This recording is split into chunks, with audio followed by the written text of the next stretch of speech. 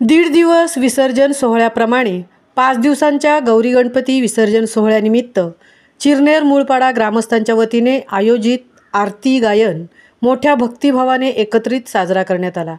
त्यासाठी सर्व चिरनेर मूळपाडा ग्रामस्थांनी मोठ्या प्रमाणात उत्स्फूर्त प्रतिसाद दिला। महामुंबईसह अनंत नारंगीकर, चिरनेर मूळपाडा।